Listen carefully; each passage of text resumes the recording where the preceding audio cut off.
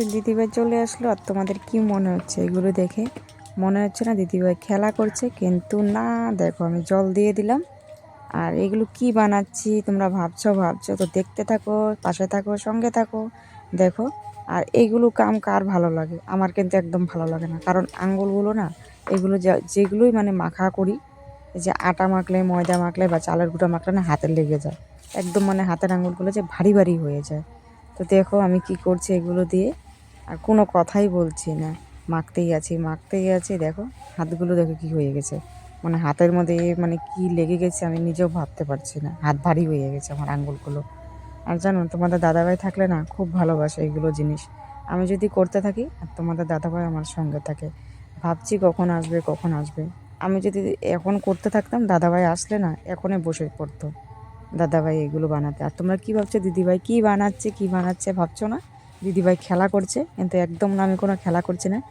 এমনিই দেখো, এই দেখো আমি এগুলো নিয়ে নিয়ে কি বানাচ্ছি তোমরা দেখতে থাকো, আমি বলে দিলে তো হবে না ফট করে। তো দেখো। আর তোমাদের দাদাভাই থাকলে কি সুবিধা বলো তো, আমি যে কোনো জিনিস বানানোর সময় না দাদাভাই সঙ্গে থাকে, তো খুব ভালো লাগে। অনেকে ভাবে কি, যেগুলো মানে আমাকে চেনে ভাবে কি মানে বউ ভক্ত, কিন্তু না, দাদাভাইয়ের একটা অভ্যাস, কিছু কিছু পুরুষের অভ্যাস থাকে যে বউরা যদি রান্না করে, ওরা রান্না করতে একটু ভালোবাসে, তো ঢুকে যায়। তোমাদের দাদাভাইও, আমি যখনই রান্না করি সঙ্গে সঙ্গে ঢুকে যায়। এখন যদি আসতো তোমাদের দাদাভাই বলতো তুমি সরো আমি করে দিই, কিন্তু এত সুন্দর হয় না আমার হাতে এগুলো জিনিস। এই দেখো আমি তো হাসতেই আছি। দেখো মাখা হয়ে গেছে, আর এগুলো না পুরো আঠা আঠা নরম নরম হয়ে গেছে। তো জিনিসটা কি সেটাই বলছি, তোমরা ভাবছো হয় আটা নয় ময়দা, এই দেখো এটাও উঠে যাচ্ছে, আর নয়তো চালের গুঁড়ো। তো জিনিসটা হয়েছে জানো ময়দা। ময়দা জিনিসটা তো নরম থাকে, এটা তোমরাও জানো। দেখো মানে হাতে গামলা সহকারে উঠে যাচ্ছে। তো এইগুলো আমি বানিয়ে নেব, ছোট ছোট গোল্লা করেছি। আর গোল্লাগুলো দেখো হাতের থেকে পড়ে না, বললাম না নরম থাকে ময়দা জিনিসটা। তো এইগুলোর সঙ্গে যেই বাটিতে ময়দা রেখেছি ওগুলো দিয়ে দিয়ে এখন করব, একদম নরম থাকে। তো এইটা আমি বানাচ্ছি, জানো কি বানাবো বলে দিচ্ছি তোমাদেরকে, পিঠা বানাবো। এইগুলো রুটি বেলনা বেলনিতে মানে বেলতে হয়, আমি এগুলো মানে করিনি, কারণ দাদাভাইও নেই সঙ্গে, যদি থাকতো তাহলে আরও সুন্দর হতো। যাই করেছি একা একা করেছি। এই দেখো এটা শুধু হাত দিয়ে করছি। যদি করতে পারো না অনেক কিছু করা যায়, ঠিক আছে। আর যদি শরীর ভালো থাকে, আমার মানে খুব ইচ্ছা করে এগুলো জিনিস করতে। শরীর যদি ভালো না থাকে কিছুই ভালো লাগে না। দেখো আমিও করে নিচ্ছি এগুলো, তো গুল্লা করে নিয়েছি হাত দিয়ে। দেখো আমি খেয়েই নিচ্ছি, মা গো খেতে তো পারবো না, এমনি করলাম জাস্ট তোমাদের সঙ্গে আর কি। এই দেখো। আর এইগুলো কি সবজি বলতে পারো? এইগুলো হয়েছে বাঁধাকপি। তো এইটার নাম হয়েছে, আমি বলে দেব পুলি পিঠা। ঠিক আছে, এই পিঠাটা না নারকেল দিয়ে করলে খুব স্বাদ হয়, আর চালের গুঁড়ি দিয়ে করতে হয়, খুব ভালো হয়। জিনিসটাকে ভাপাতে হয়, এটা কিন্তু খুব স্বাদ হয়। যেহেতু আমরা এই বছর পিঠা কম বানিয়েছি, বানাই নেই ধরতে গেলে, এক দুটো বানিয়েছি। তো আজকে ইচ্ছা করেছিল সেজন্য আমি বানাচ্ছি, বাচ্চাদেরকে দেবো। বাচ্চাদেরকে ভালো মতন দিতে পারিনি। দেখো বাচ্চারা থাকলে না বাসাতে কিছু জিনিস না রকম রকম করে বানিয়ে দিতে হয়, সেটা আমি পারি না, কারণ এক তো শরীর ভালো থাকে না, আমার শরীরে সবসময় অসুস্থ থাকে।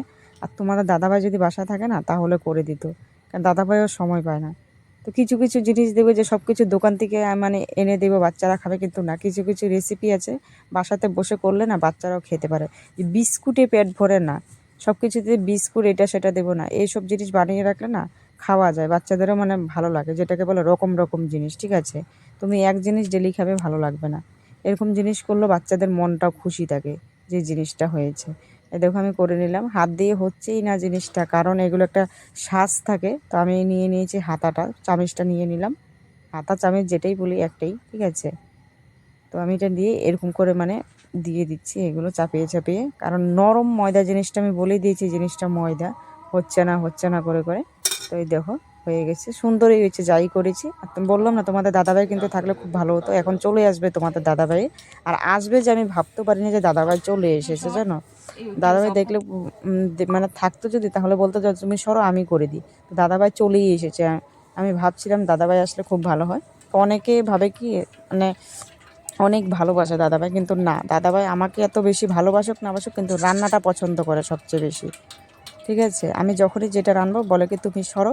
এরকম পুরুষ যদি বাসাতে থাকে না তাহলে ভালোই লাগে, একে অন্যকে মানে সহায়তা করতে হয়। আর দিকে দেখো তেলের যে দাম, মা গো দেখো কতগুলো তেল দিয়ে দিলাম। আর দিকে দাদাভাই চলে আসলো, এই দেখো বললাম না, দেখো দাদাভাই করে নিল। আর দেখো এই দেখো হয়ে গেছে। তো ভালো লাগলে একটু লাইক কমেন্ট করবে।